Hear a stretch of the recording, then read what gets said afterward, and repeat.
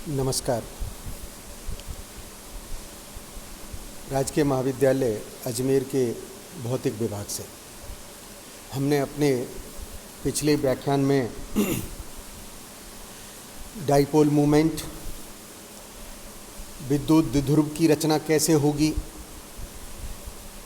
Dipole किसी field में है तब विभव का मान, विद्युत क्षेत्र की तीव्रता का मान, और यदि इलेक्ट्रिक डाइपोल रखा है तो उसके घूर्णन में किया गया कार्य। फिर हमने principle of charge distribution movement, आवेश वितरण के आघूर्ण से क्वाड्रपोल मूवमेंट टर्म को भी समझा है।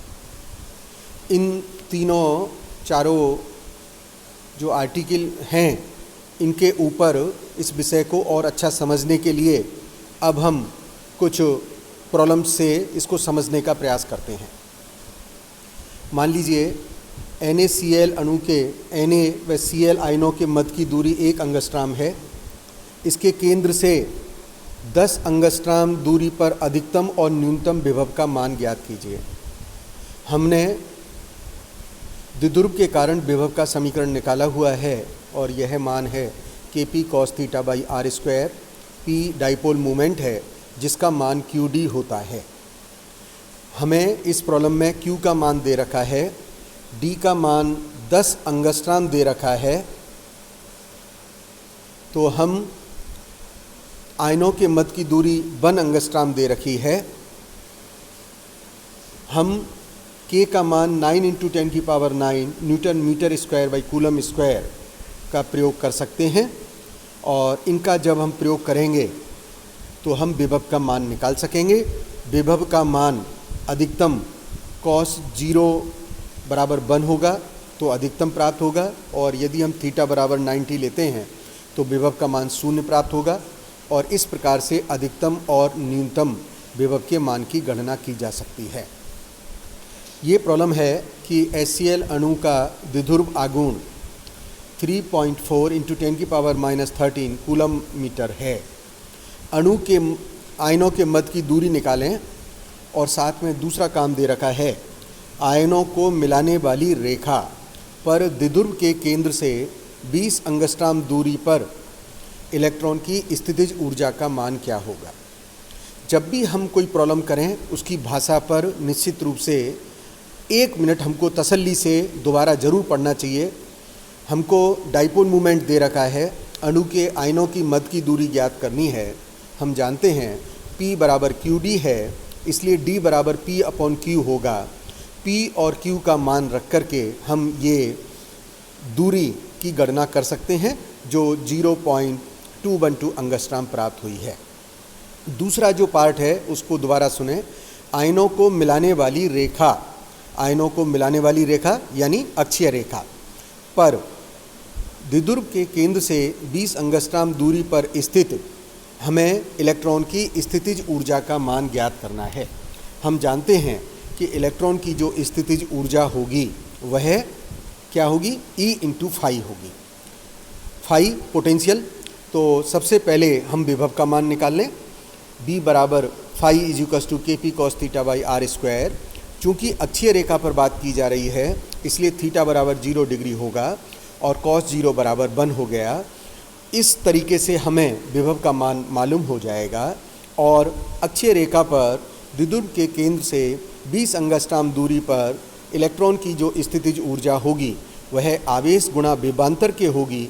अब हम इसमें E × φ करके ये सारे पैरामीटर्स रख दिए गए हैं और स्थितिज ऊर्जा का मान निकाल लिया गया है।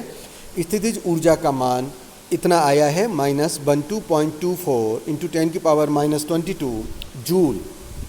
सामान्यतः ये एक परंपरा है कि हम जूल को इलेक्ट्रॉन वोल्ट में कन्वर्ट करते हैं, और जूल को इलेक्ट्रॉन वोल्ट में कन्वर्ट करने के लिए हमको इसमें 1.6 × 10⁻19 से डिवाइड करना चाहिए। एक प्रॉब्लम, एक विद्युत द्विध्रुव है, आवेश का मान दे रखा है। परमाणु के दो विपरीत आवेश 2 सेंटीमीटर की दूरी पर स्थित हैं। इस द्विध्रुव को 2 × 10⁵ वोल्ट पर मीटर वाले विद्युत क्षेत्र में रखते हैं, तब हमें क्या पूछा है, कार्यरत अधिकतम बलाघूर्ण और थीटा बराबर 0 से 180 डिग्री तक घूर्णन में जो काम किया जाएगा उसकी गणना करनी है। तो अधिकतम बलाघूर्ण निकालना है। हम जानते हैं जो टॉर्क का मान होता है वह वेक्टर P क्रॉस E से दिया जाता है, और अधिकतम ज्ञात करने के लिए थीटा 90 होगा, साइन 90 बन हो गया, इसलिए टॉर्क PE रह गया। PE यानी P का मान QD × E। तो अब हम इस समीकरण में Q का मान, D का मान और E का मान रख सकते हैं और अधिकतम बलाघूर्ण की गणना कर सकेंगे। इस प्रॉब्लम में जो दूसरा पार्ट दे रखा है वह है थीटा बराबर 0 से 180 डिग्री तक अगर हम इसको रोटेशन करें तो कितना कार्य किया जाएगा। किए गए कार्य का जो फॉर्मूला आपको याद होगा वह है W = PE cos θ1 - cos θ2। θ1 0 degree है, θ2 180 डिग्री है, और अब हम 0 डिग्री से 180 डिग्री रोटेट कर रहे हैं, तो W का मान कितना हो गया, 2PE हो गया। इसका अर्थ हुआ जो टॉर्क का अधिकतम मान आएगा यह मान उसका दुगना हो जाएगा। नेक्स्ट प्रॉब्लम लें। मान लीजिए HCl का एक अणु 10⁴ वोल्ट पर मीटर के विद्युत क्षेत्र में रखा है। यदि द्विध्रुव अक्ष विद्युत क्षेत्र से 30 डिग्री का कोण बनाती है, तब द्विध्रुव पर लगने वाला बलाघूर्ण, और दूसरा जो पार्ट पूछा है द्विध्रुव को विद्युत क्षेत्र के लंबवत लाने में जो कार्य किया जाएगा उसकी गणना करनी है। और हमको ये दे रखा है कि द्विध्रुव की जो लंबाई है वो 1.6 एंगस्ट्रॉम है। आप देखिएगा बलाघूर्ण के लिए हम जानते हैं टॉर्क का मान PE sin θ होता है, जैसा कि अभी हमने पिछली प्रॉब्लम में किया है। D का मान हमको दे रखा है, Q का मान हमको दे रखा है, E का मान हमको दे रखा है। थीटा 30 डिग्री है तो sin 30 बराबर 1/2 हो गया। इन सारी वैल्यूज को इस समीकरण टॉर्क = PE sin θ में प्रतिस्थापित करके हम अधिकतम टॉर्क का मान 1.28 × 10⁻⁻25 न्यूटन मीटर ज्ञात कर सकते हैं। अब जो प्रॉब्लम पूछा गया है वह पूछा गया है θ1 से θ2 घुमाने में किया गया कार्य। θ1 कितना है, क्योंकि जो डाइपोल है वो 30 डिग्री पर स्थित है, और अब हम इस द्विध्रुव को विद्युत क्षेत्र के लंबवत लाना चाहते हैं। इसका मतलब हुआ कि हम 30 डिग्री से इसको 90 डिग्री तक घुमाना चाहते हैं और किए गए कार्य की गणना करना चाहते हैं। तो θ1 का मान 30 हो गया, θ2 का मान 90 हो गया। θ1 θ2 की दोनों वैल्यूज को इसमें हम सब्स्टिट्यूट कर सकते हैं। W = PE net amount of burden, PE cos θ1 - cos θ2। θ1 θ2 की वैल्यू सब्स्टिट्यूट करके जो कार्य किया जाएगा उसकी गणना हो जाएगी, और किया गया कार्य जो प्राप्त होगा वह जूल में प्राप्त होगा। नेक्स्ट प्रॉब्लम है, पानी के एक अणु में सभी 10 इलेक्ट्रॉन ऑक्सीजन परमाणु के चारों ओर सम्मिलित रूप से परिसंचरण मानते हुए पानी के अणु का द्विध्रुव आघूर्ण की गणना करनी है। पानी के अणु के लिए हमको डाइपोल मोमेंट निकालना है, और हमको ये दे रखा है कि OH बंध की लंबाई 0.96 एंगस्ट्रॉम है, और OH के बीच में बनने वाला बॉन्ड एंगल 104 डिग्री है। साथ में एक वैल्यूज़ भी हमको दे रखी है, और यह वैल्यू है cos 52 का मान दे रखा है। cos 52 का मान है 0.616। ओके, दोनों इस डायग्राम को देखें। हमने किस प्रकार से पानी का अणु दिखाया है। O दोनों H, दोनों के बीच में बंधन कोण 104 डिग्री है। मैंने इसको वेक्टर डायग्राम में दिखाया है। P1 इस रेखा का, P2 दूसरे एंगल OH का, और जो परिणामी बनेगा द्विध्रुव आघूर्ण वह P हो गया। तो OH बंध के लिए द्विध्रुव आघूर्ण का मान P1 P2 बराबर 1 होंगे, बराबर समान होंगे, और यह मान QD होगा। तो हम P1 की गणना कर सकते हैं। QD, Q का मान रख दिया, D का मान रख दिया। D का मान कितना है, 0.96 एंगस्ट्रॉम। तो 0.96 × 10⁻⁻10। इस प्रकार से हमने डाइपोल मोमेंट का मान निकाल लिया है। अब हम परिणामी द्विध्रुव आघूर्ण को निकाल सकते हैं और परिणामी द्विध्रुव आघूर्ण होगा square root of P1 square plus P2 square plus 2P1 P2 cos 104। P1 P2 का मान समान है इसलिए P1 ले लिया और within square root 2 1 plus cos of 104। इसको हम cos 2 थीटा से एक्सप्लेन कर सकते हैं।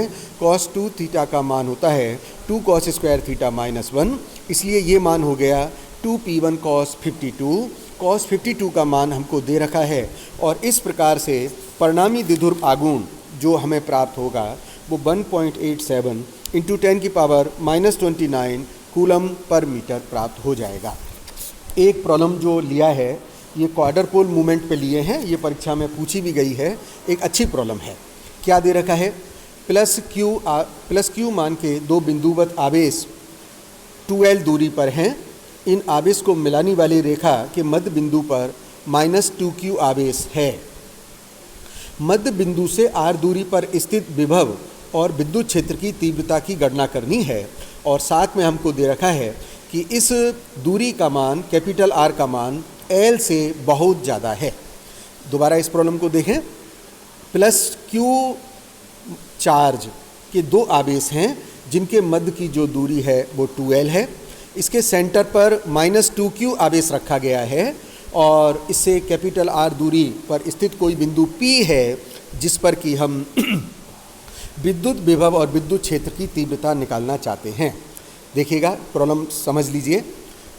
इस प्रकार की जो प्रॉब्लम है, हमने जो आवेश वितरण का आघूर्ण पढ़ा है, principal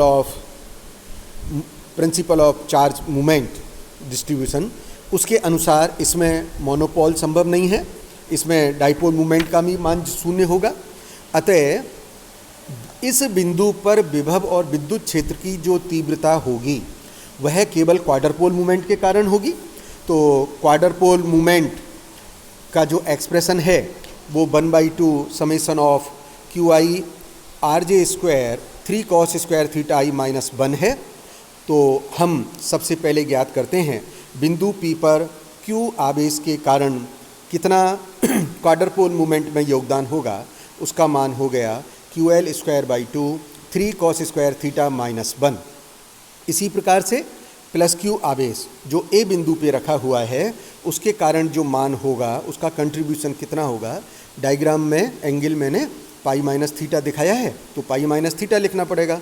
QL square by 2 3 cos square theta के स्थान पर pi minus theta minus 1, so it become pi QL square by 2 3 cos square theta minus 1। अतः जो परिणामी कुल क्वाड्रपोल मूवमेंट होगा वो इन सब के जोड़ से दिया जाएगा और यह मान हो गया QL square 3 cos square theta minus 1। अब इस पर हम विभव का मान निकाल सकते हैं। इस P बिंदु पर विभव का मान होगा क्वाड्रपोल मूवमेंट के कारण R³ की टर्म आएगी 1/4 pi epsilon not P2 by R³। P2 का मान रख दीजिएगा और इस प्रकार से इस बिंदु P पर हमने चतुर्ध्रुव आघूर्ण के कारण क्वाड्रपोल मूवमेंट के कारण पोटेंशियल निकाल लिया है। अब हम विद्युत क्षेत्र की तीव्रता निकाल सकते हैं। क्योंकि यह समीकरण पोलर कोऑर्डिनेट में है इसलिए ER और Eθ पोलर कोऑर्डिनेट के रिलेशन यूज करेंगे। ER is equals to minus DDR of phi, जो विभव का मान है उस मान को रखें और R के रेस्पेक्ट में हम इसका अवकलन कर रहे हैं। दूसरा जो घटक होगा वो एंगुलर होगा Eθ बराबर है -1/r DD theta of phi. अब फाई का जो समीकरण है उसे थीटा के सापेक्ष अवकलन करना है और अवकलन करने पर इस प्रकार का समीकरण मिल जाता है। जब हम रेडियल पार्ट और एंगुलर पार्ट को जोड़ देंगे तो हमें कुल परिणामी विद्युत क्षेत्र की तीव्रता ज्ञात हो जाएगी। धन्यवाद।